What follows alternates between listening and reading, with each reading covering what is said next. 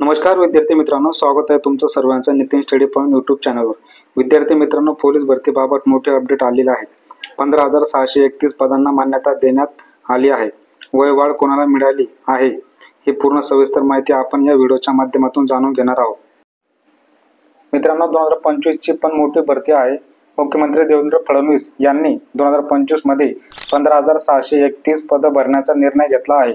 कारण 2021-2022 ची भरती होती 17,000 पदाची होती। त्यानंतर 2022-2023 ला 18,000 पदाची भरती झाली आणि आता 2024 ते 2025 15,631 पदांची भरती होणार आहे। भावांनो, मुख्यमंत्री देवेंद्र फडणवीस साहेबांनी पोलीस भरती सुवर्ण संधीचा सर्वांनी लाभ घ्यायला पाहिजे। पोलीस भरतीच्या टोटल जागा 15,631 पदे आहेत। मित्रांनो, पोलीस शिपाई कोणत्या पदासाठी किती जागा आहेत ते आपण बघूया।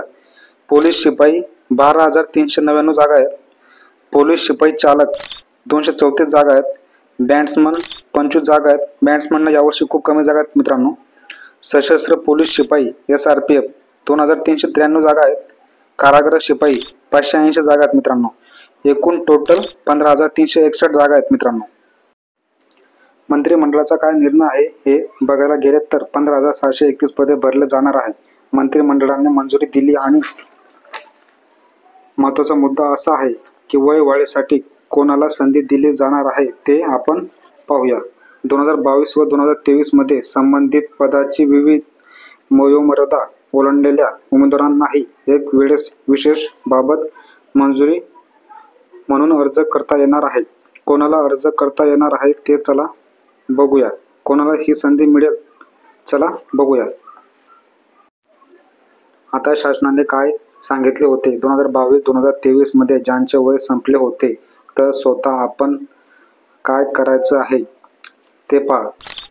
1 जानेवारी 2022 ते 31 डिसेंबर 2023 2 वर्षामध्ये ज्यांचे वय संपलेले आहे त्यांना सर्वांना या पोलीस भरतीमध्ये संधी मिळणार आहे। परंतु ज्याचं वय 2024-2025 मध्ये संपलेलं आहे त्यांना संधी मिळणार आहे की नाही यामधून स्पष्ट होत नाही। या मंत्रिमंडळ निर्णय आहे। समोर शासन निर्णय येईल त्याच्यानंतर आपल्याला सर्व गोष्टी क्लिअर होतील। ही 2024-2025 मध्ये ज्याचं वय संपलेलं आहे त्यांना संधी मिळणार आहे की नाही यांच्यातून सध्या तर स्पष्ट होत नाही आहे। पण ज्याचं वय 2022-2023 मध्ये संपलेलं आहे या 2 वर्षामध्ये संपलेली होती त्यांना संधी मिळणार आहे।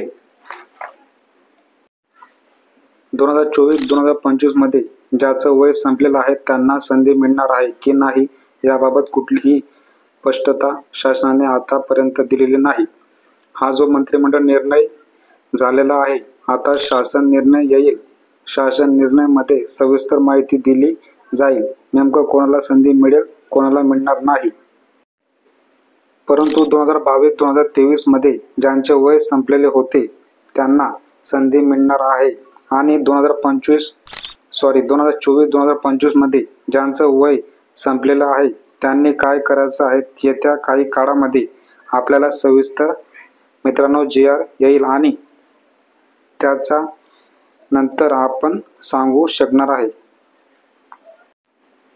अशाच नवीन अपडेटसाठी आपल्या चॅनलला सबस्क्राईब करा, लाईक करा आणि चॅनलला शेअर करा। नवीन अपडेटसाठी आपल्या चॅनलला जॉईन करा।